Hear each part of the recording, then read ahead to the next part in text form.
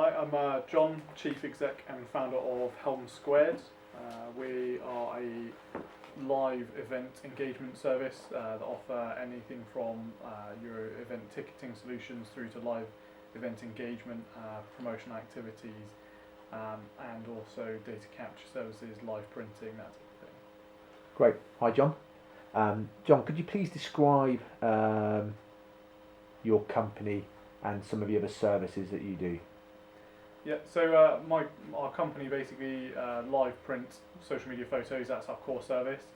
However, we've tied that in with like a load of social media growth tools, activities for sort of businesses and brands to kind of grow their social media presence and also their on-site presence exponentially during events, after events, before events, kind of the whole 360 of an event life cycle.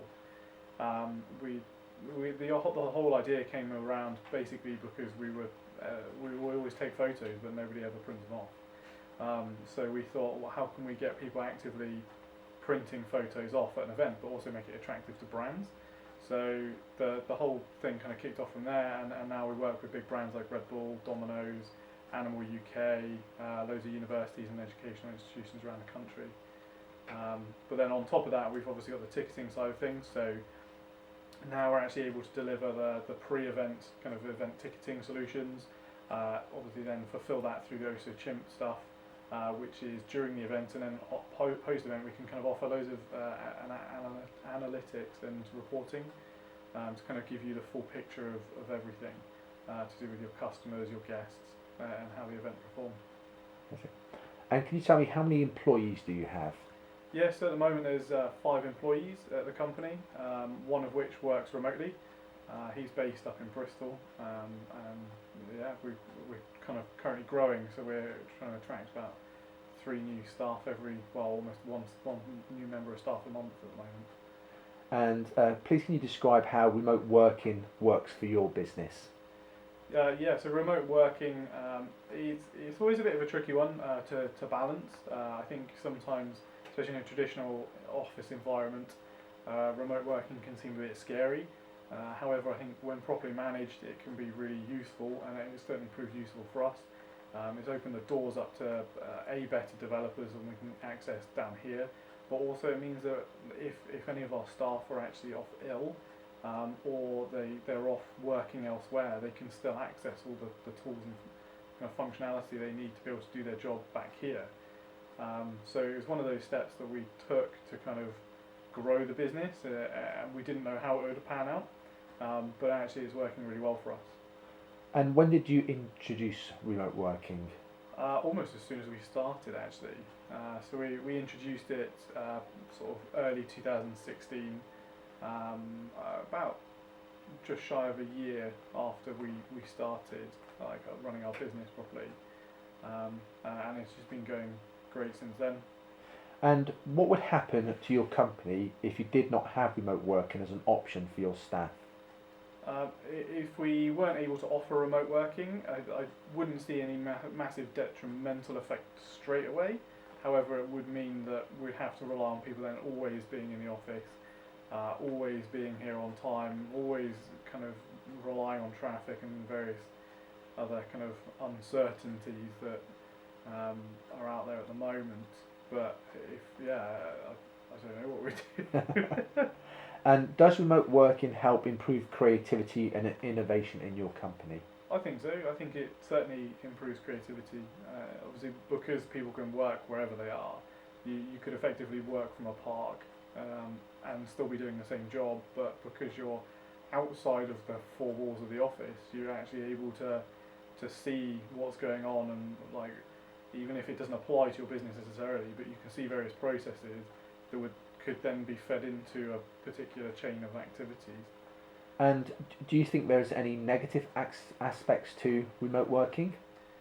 The negative effects, I would certainly imagine, if it's prolonged sort of remote working, I could probably see there being negative effects in terms of sort of isolation issues with various members of staff, which is where we always try and bring them back in and keep them engaged with the rest of the team, so we don't encounter issues like that. And would you recommend remote working spaces to other ICT companies? I would highly recommend remote working. I think in this day and age, you can't avoid remote working, and I think it's certainly one of those things that you should be doing, especially if you want to grow the business, whether that's freelancers or full employees, or even just outsourcing work to other people in general. I think it's certainly a necessity these days. And have you noticed any staff performance, productivity increases since you've introduced remote working? In terms of productivity, yeah, I'd probably say we've seen a slight increase. Obviously, it's still early days for us, and we're still kind of a small team. But if that was rolled out to everyone as we continue to grow, then I'd probably say we'd see some performance increases. And has the introduction of cloud-based software made remote working more effective in ICT companies? Cloud-based software, yeah, has really increased what you can achieve these days. You think again, before you were tethered to a desktop and a fixed location, whereas now you could work anywhere, whether it's this country or another country or even the moon if you've got internet access to be able to log into your software. And the funds to get there. Yeah. And John, would you have any top tips for other companies looking to introduce remote working that could improve creativity and innovation?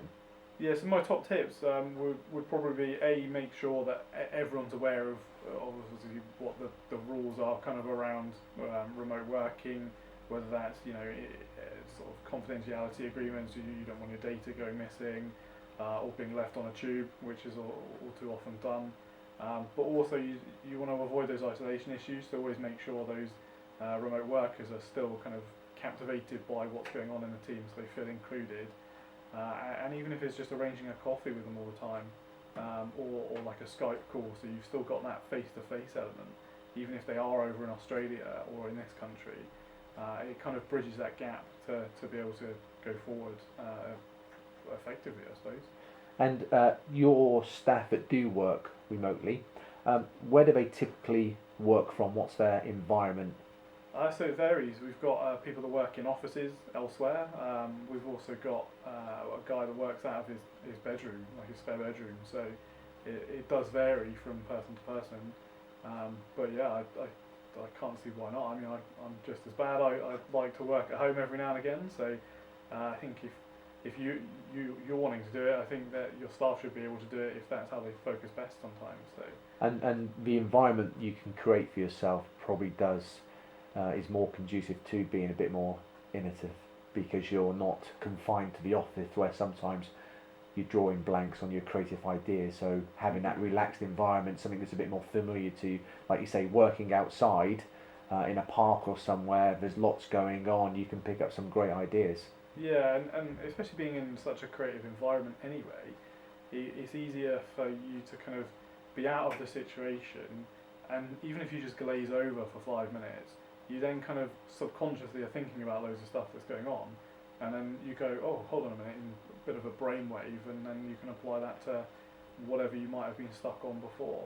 And we see that all the time. I mean, we obviously in the office we end up going out for random jaunts off to various places, and before you know it, we come back and we've got 100 things on our list because we've been thinking and rolling loads of ideas off, and it's great. I think it's really useful. Fantastic. Thank you, John. That's all right.